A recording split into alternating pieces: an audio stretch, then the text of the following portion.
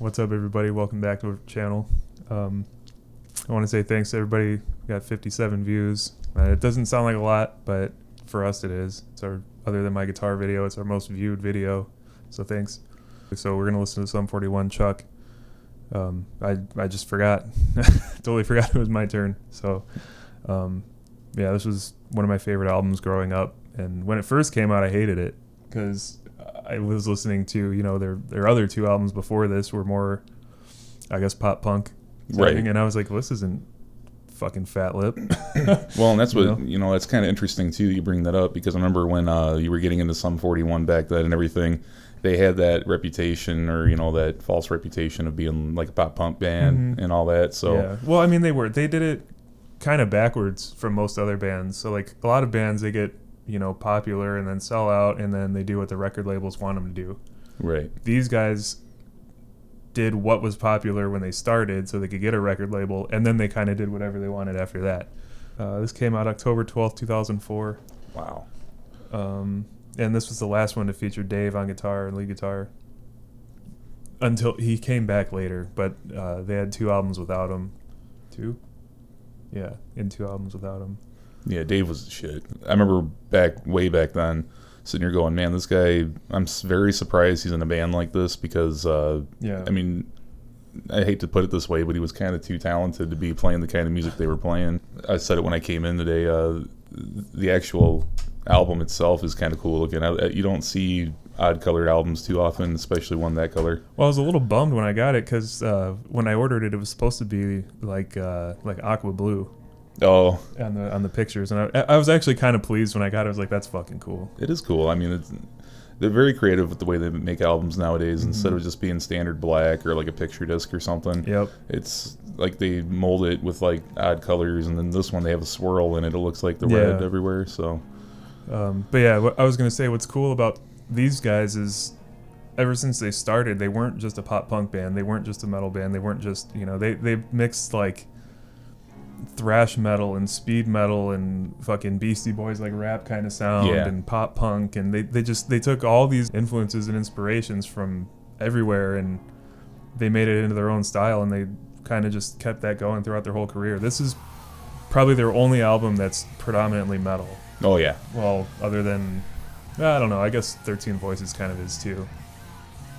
They said that that's the one that came after 13 Voices was fuck, I can't remember, but they claimed that was their metal as fuck album, but this album's heavier to me. oh I At think least, so. But this was like their sweet spot. They were still like young enough to be angsty, Right, but they were like mature enough to make it sound good. right. Yeah, because these guys are just a little older than me, aren't they? Like they're maybe like 5-6 years older than me. Probably, yeah. Yeah. If not the same age, yeah. And it's just interesting because I think what turned me off to this band from the beginning was the fact that they had that stigma of being pop punk. Yeah. I didn't care for his voice at the time, but over time, I got to kind of appreciating it, and it blends very well with what goes on in this band. Mm-hmm. It's cool because it is pretty heavy, like hard rock, heavy metal kind of. Yet they still put a little bit of that pop punk nuance in it. Yep. Like especially during that chorus, like it's just got that real anthemic kind of pop punk sort of sound. But then all of a sudden it goes right back to being hard rock, heavy metal. And I think they did that as like a transition from their last album, from the pop punk to metal. I don't know if that's why they did it, but it would make sense. It kind of, makes people, it kind of like the old fans, kind of brings them into this. Because they had a couple pretty heavy songs on their last album, but this whole album is just metal. Like, oh yeah, it's so good. I was listening to this, and I posted on Facebook, like, I wish they would have just been a metal band. Well, and they can pull it off. I mean, I've seen live performances of theirs on YouTube or other media, and they can do it. I mean, they're definitely versed in that style, and that's what kind of got me to appreciate them and understand them a little more. Was they're not just a one-trick pony kind of band. They can cover all sorts of different genres. Yeah, they what was that Rock Honors or whatever they did, Metallica. Yeah, and they killed it. They were the only awesome. ones that did a fucking amazing job, and they were the openers, which I thought was kind of... That was weird, but they weren't that popular at the time. I think, when was that, 2000... I can't remember. Was it like 03 or 02? Yeah, it was. I think it was before this came out, so...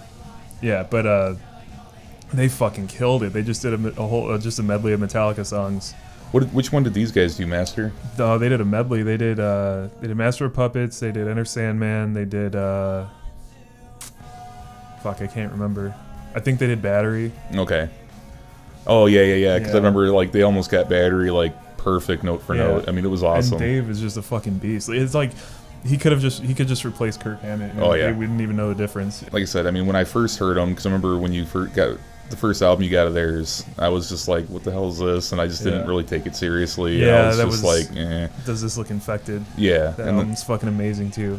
But I mean, that's just a testament to the different places we were musically at the time. Yeah. You know, I was really starting to get into the more technical stuff and, you know, elitism and all that kind of thing. I mean, they have a little bit more technical stuff. They have a little bit of the faster stuff. They have, like, they just have a little bit of everything. Yep. I mean, this album kind of shows that. Like, they have pop punk songs. They have thrash songs. That's specifically right here, and then the song "The Bitter End," which is coming up later. But, Bitter End was cool. That's what kind of made me want to listen to these guys a little more. Was when I first heard Bitter End, I was like, wow. I mean, and I did when you said who it was, I was like, no way, no fucking way. But yeah, it was. It sounds like it could have been on Master of Puppets. Yep.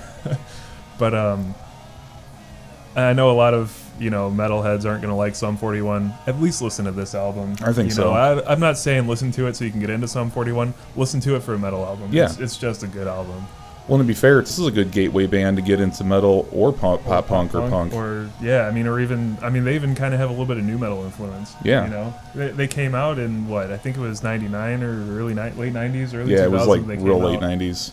But well, shit, I was in high school when their first album hit, and because I remember it was on the radio constantly. Yeah, Fat Lip was on the radio all the time. Well, it was weird too because when that album hit, their first one, I mean, they're up against the likes of like Linkin Park and Papa Roach and Disturbed. So I mean, some pretty serious heavy bands. The System of a Down, I think, was kind of popular around the time. Yeah. So I mean, they're up against some like real serious, heavy themed kind of music. So I think that's another reason why when they first hit, just people didn't. At least people my age, correct me if I'm wrong, I could be, but people my age just didn't really latch onto this group at the time. Oh, I always loved this song. It's Angels with Dirty Faces. Yeah. It's a badass song.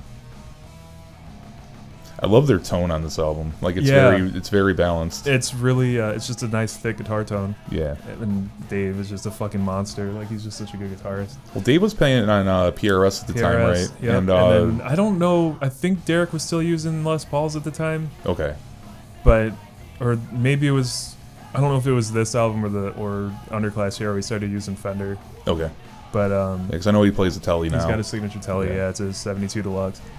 And then Dave he was using Fender for a little while. He was playing Strats, and then now he's using Duesenbergs. Oh wow, that's a name I haven't heard in a while. Weird, yeah. Yeah. Dave always had his PRS with the neck pickup just gone. Like it just had the hole, and it was that's fucking pretty punk awesome as though. Shit. Like it was really cool. They were in Guitar World quite a few times, if I'm not mistaken. I think they were featured on one issue way back in the day.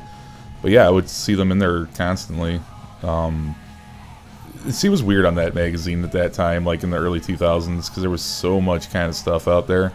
So they're trying to feature this kind of band alongside like progressive bands, thrash bands, new metal bands. It was such a good time for music. Yeah, you could pick anything. There was so much like new shit coming out, but there was also like, I don't know, it was like the older bands were kind of passing the torch, kind of thing. But then you had like bands like these guys, and the metalcore thing was really starting to take off, and it was all different enough because I think around that time, music was just getting real stale. Like it was all like the same old stuff, reinventing the wheel, doing it all over again.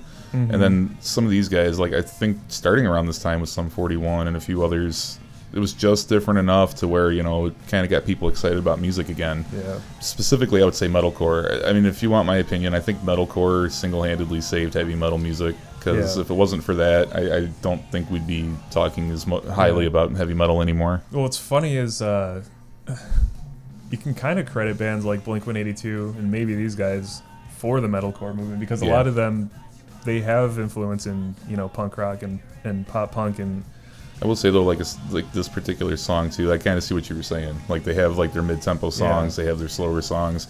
But it's kind of nice. It's a good mix. And it's such a darker feeling album than like their previous stuff. Yeah.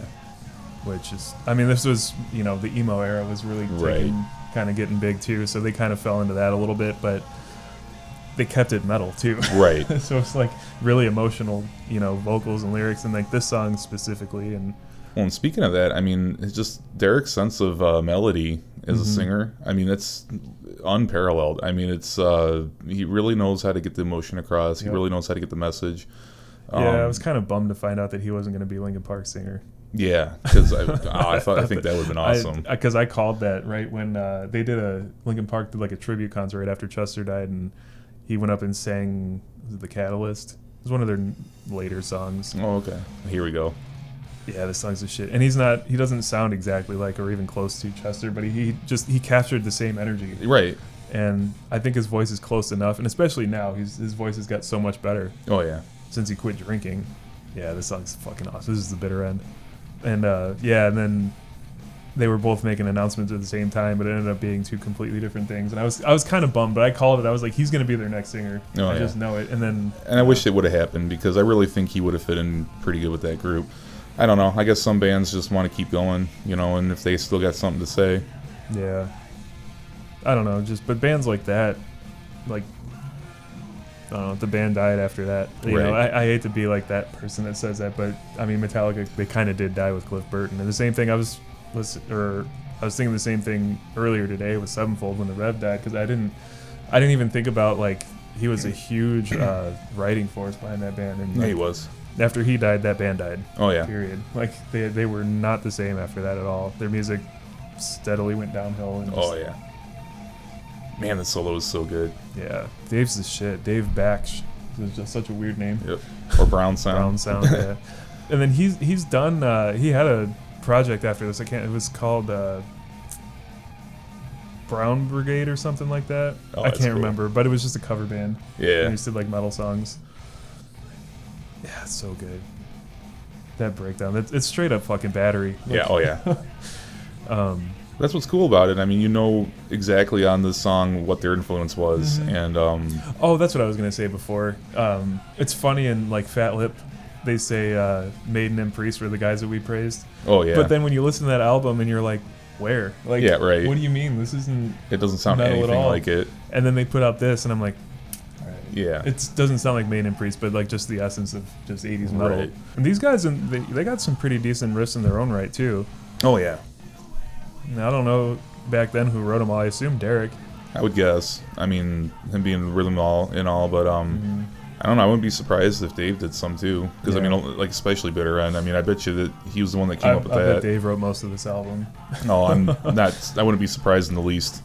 Yeah, this sounds like something that Derek probably wrote, because it's a little bit more upbeat. Oh yeah. More, but I always find it so interesting how a person can play the kind of rhythm like that and still sing over it. Yeah. Like, it's just two totally different kind of rhythms and mindsets that you have to have at the same time. Like, it's incredible to me. Yeah. Especially with the energy and the kind of power that he has with it. Yeah. So.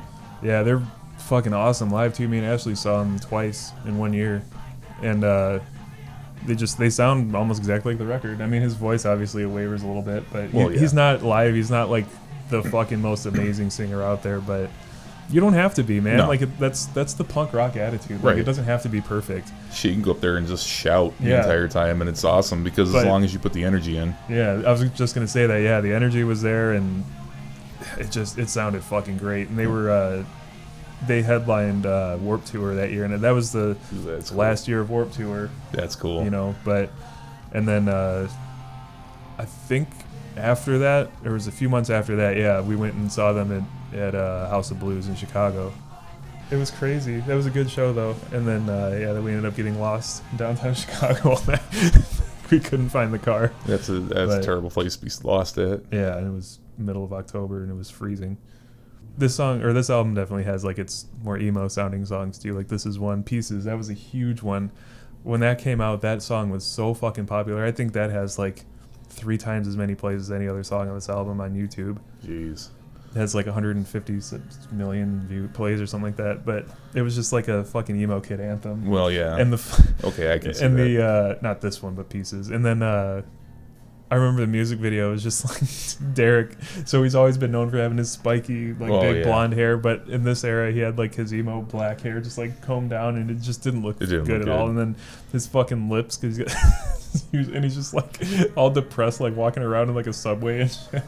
It was just such a cheesy video, but that was a great song. I don't remember why they named the album Chuck. It was always like, that's a weird name for an album like this, because and it didn't really seem to have a connection, you know what I mean, to what was going on. The title is named after a volunteer UN peacekeeper named Chuck Pelletier. Okay. Who was in the Democratic Republic of the Congo, where Sum 41 was filming a documentary for War Child Canada. Oh, okay. Fighting broke out during production, and he helped the band evacuate their hotel during the fighting, as he was staying at the same hotel. And it was something like that, like there was somewhere, yeah. Well, I mean, that's actually pretty cool. Yeah. To pay homage to somebody who helps them out like that, especially in a time of crisis, you know, that's pretty cool. Derek's the only original, but I mean, as far as albums go, Derek, Dave, Jason, and then Tom Thacker, he's their second lead guitarist. He was Dave's replacement after he left. And when he came back, they just said, well, fuck it, we got 3 guitarists now. So they pulled an Iron Maiden. Yeah. And then Frank Zama, or Zumo, however the fuck you pronounce it. I can't remember who he used to play with, but he's a fucking really good drummer too. Oh, yeah. His drum work on 13 Voices is fucking awesome. Think they ever really got any, I don't know, any legendary anything. They're just 4 guys when they started, and they started a band and they got popular, but you don't really hear anything about them. No, not really. Unless you're following them, or if you're, really into them, you don't really hear anything about them ever. Like, no. I don't know. I mean, everybody knows Derek, right? But other than that, like, most people can't even name like their bassist, Oh yeah, I mean, that's why, like, going into this video, I really only knew Derek and Dave. That's it. Yeah, but that's what I like about these guys, is that they're not like one member better than the other one in any way, or more talented. They're just a very well-rounded band, right? And they all are into the same shit, and they all sound, whatever they do, they sound really good playing together. And this one reminds me of Offspring a lot. Yeah. It's another example of a band evolving, going from not forgetting where they came from, but incorporating other stuff into it, and maybe some of their influences, or maybe the climate of music at the time is changing and they're trying to evolve with it. So I mean, and I think that was probably part of that with this album. The musical climate was changing. This is Pieces. This is that really emo sounding song I was talking about. It's a good song, but it's just it's almost cringy how emo it is. It's good though. His voice is really good on this song. Oh, I was gonna say that before too. Is their vocal harmonies are really good? Yes, on this song so far, just Derek's sense of melody. I mean, it was just like, that's why it sounds cringy and kind of sappy as a emo song. But that's because it's a very effective melody, and he knows what he's supposed to do in this case to get that sort of feeling across. And I don't think up until this point they've really done a song like this. Because everything on like All Killer No Filler was just punk rock or pop punk, and then they got a little bit heavier on their second album. But I don't think they really had any like real ballads on those 2 albums. I mean, if this is their first one, I mean, it's a good first attempt. I mean, it's not bad. It's not their first ballad. There were other ballads on this album before this. Well, yeah. But as far as something like this, just melodic and nice, and they have a really good sense too of harmonic direction in the rhythm guitar and stuff like that. So instead of just, because right there, that's what I was thinking of, instead of just da da da da da da da on the same chord, they're moving chords. They're trying to make a shape a direction with it. Because I heard like 3 or 4 or 5 chords right there pass, and I was like, okay, that's cool. Like they're giving some sort of direction and feeling toward it. I fall in and out of kicks all the time, but every time I'm on a Sum 41 kick, this one is like a daily album. Oh yeah, it's so good. See, I really like this song too so far. Aside from Bitter End, I think this is actually one of my favorites on this, just because it's so somber and serious. I don't think I have a favorite song on this album. They're all just so good. I love Bitter End just for what it is. I like Angels with Dirty Faces. I mean, this I think is them doing like a mid to slow tempo song at their best. Yeah. I mean, this is just real solid. This one so far. Yep. And actually, they originally recorded Underclass Hero. It had a different name.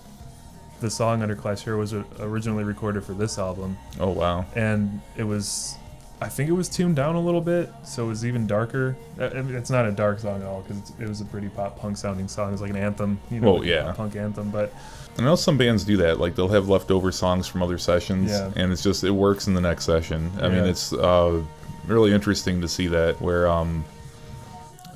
I know there's an example, and I can't think of the band or whatever, but there was some times when it's like 2, 3, 4 album cycles before, and they use it on way later on another album. And it's just, I think it's interesting. Yeah, well, now that I'm thinking about it, it wasn't even, they used the chorus, because the whole song was complete. You wouldn't even recognize it until the chorus came in. Damn.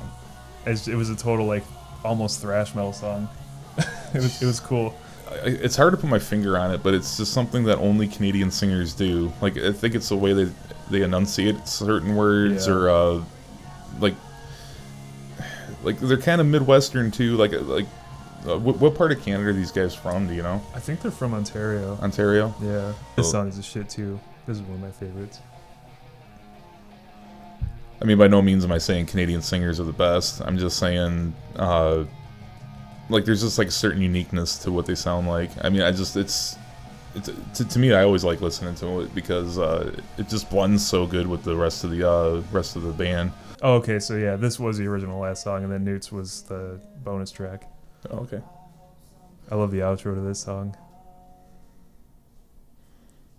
and then it kicks back in.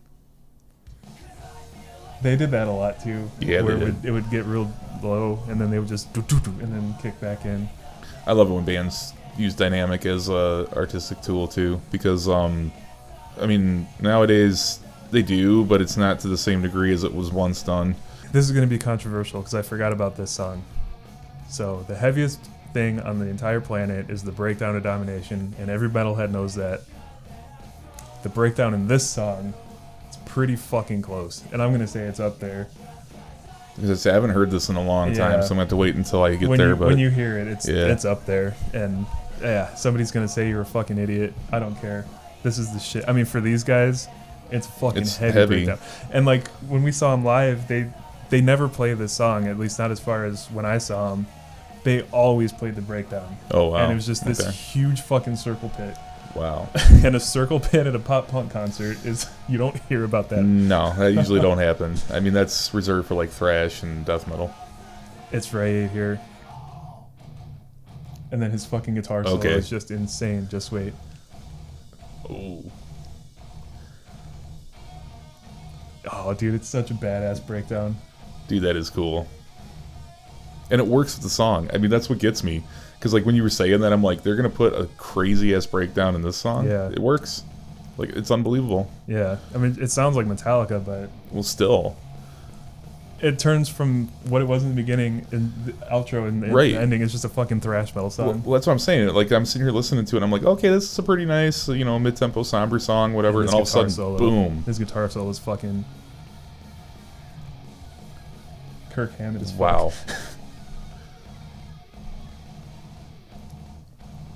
Man, these guys are fucking awesome. Like for real. Like they're good. Yeah, Sum 41's the shit.